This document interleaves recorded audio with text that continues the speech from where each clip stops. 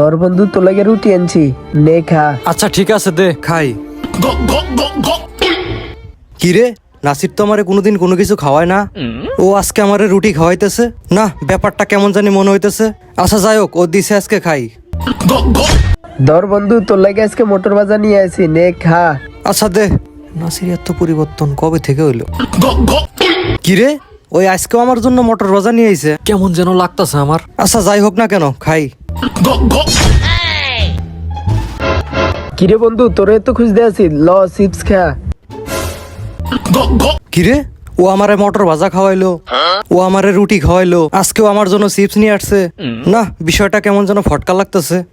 ল বন্ধু তোর লাগে মজু আনছি, নে মজু খা। আচ্ছা দে, মজাটা মনে অনেক ভালোই করে।